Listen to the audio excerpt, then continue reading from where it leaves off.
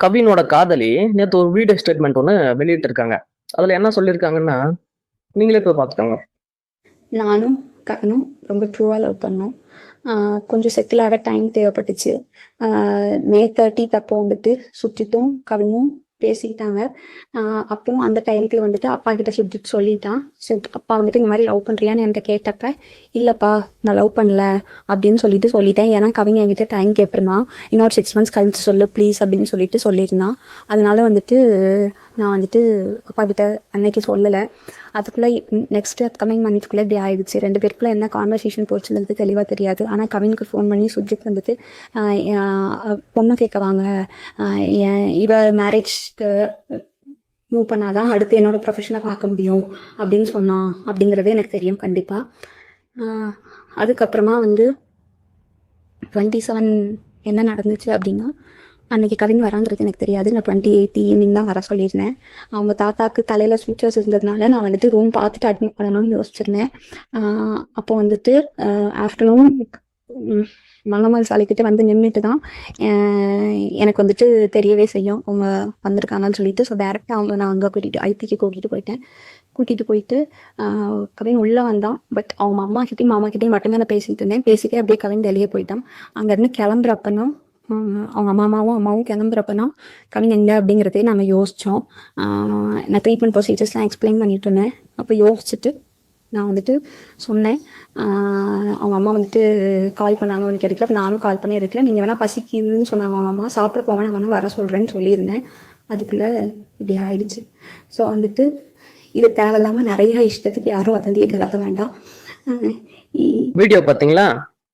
வீடியோல என்ன சொல்லியிருக்காங்கன்னா, நானும் கவினும் உண்மையாவே லவ் பண்ணோம் அப்படின்னு சொல்லி தெளிவா சொல்லியிருக்காங்க. நேத்துக்கு முன்னாடி நாள் ஒரு பொய்யான ஸ்டேட்மெண்ட்டை சொல்ல வச்சு அதை பப்ளிஷ் பண்ணாங்க. நானும் கவினும் லவ்வே பண்ணலன்னு சொன்னது அவங்களா சொல்ல வச்சு சொன்னதுன்னு எல்லாருக்குமே தெரியும். சில பேர் இந்த வீடியோவும் என்ன சொல்றாங்கன்னு பாத்தீங்கன்னா, இதுவும் சொல்ல வச்சுதான் அவங்க அப்பா அம்மாவை காப்பாத்திருக்காங்க, இந்த வீடியோவும் சொல்ல வச்சுதான் எடுத்திருக்காங்கன்னு சொல்லிட்டு சுத்துறானுங்க. இந்த கவின் சம்பந்தமா போறக்கூடிய ஒவ்வொரு போஸ்ட் கீழேயும் கமெண்ட்ஸ் பண்றானுங்க. இந்த கமெண்ட்ஸ் எல்லாம் பாக்குறப்போ நம்ம சமுதாயத்துல ஜாதியே ஒழியாது அப்படின்னு தோணுது. இந்த கமெண்ட்ஸ் எல்லாம் அப்படியே கொஞ்சம் பாருங்க. இந்த மாதிரி கமெண்ட்ஸ் போடுறீங்களா நீங்கெல்லாம்? மலைக்காவது ஸ்கூல் பக்கம் ஒதுங்கி இருந்தீங்கன்னா இந்த மாதிரி கமெண்ட்ஸ் எல்லாம் போடுவீங்களா? சரி, இவனுங்கெல்லாம் விடுங்க. இவனுங்களுக்கெல்லாம் ஒரு படி மேல போய் இன்னொருத்தர் தைரியமா மீடியால போய் பேசியிருக்காரு. அவர் பேரு வந்து ஹரி டேஷ். டேஷ்னா நீங்க நினைக்கிற மாதிரி டேஷ் கிடையாது. அவரோட பேருக்கு பின்னாடி ஒரு குறிப்பிட்ட பேர் ஒண்ணு இருக்கு. அந்த பேரை நான் சொல்ல விரும்பல, அதனாலதான் டேஷ்னு சொன்னேன். இவன் என்ன சொல்றான்னா, கவினோட சமுதாயத்துல பொண்ணுங்களே கிடையாதா, எதுக்கு ஜாதி விட்டு ஜாதி காதல் பண்ணணும்? கவினோட அப்பா அம்மா கவின் கிட்ட அவங்க வேற ஜாதிப்பா, நம்ம சமுதாயத்துல நல்ல பொண்ணா பார்த்து நம்ம குடும்பத்துக்கு ஏத்த மாதிரி ஒரு பொண்ணா பார்த்து நாங்க கல்யாணம் பண்ணி வைக்கிறோம் அப்படின்னு சொல்லியிருந்தா கவின் இந்நேரத்துக்கு உயிரோட இருந்திருப்பாரு அப்படின்னு சொல்லிட்டு இவர் சொல்றாரு டேஷ்.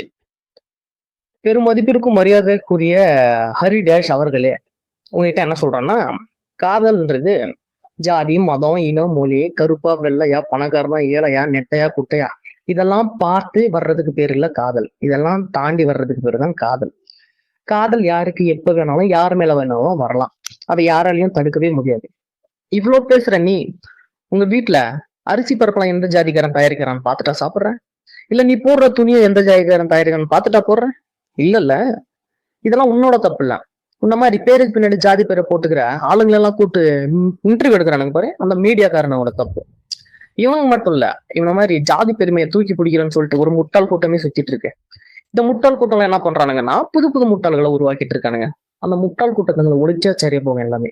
கண்ணகி முருகேசன், இளவரசன், ராமநாதபுரம் வைதேகி, உசிலம்பட்டி விமலா தேவி, கோகுல்ராஜி, உடுமலை சங்கர், நந்தீசு சுவாதி, கனகராஜ் வைஷ்ணவி பிரியா, கன்னியாகுமரி சுரேஷ்குமார், கிருஷ்ணகிரி ஜெகன், கிருஷ்ணகிரி சுபாஷ், திசைன்விலை முத்தையா, மாரி செல்வம் கனகா, தஞ்சாவூர் ஐஸ்வர்யா, விருதுநகர் அழகேந்திரன், இப்போ நெல்லை கவின்.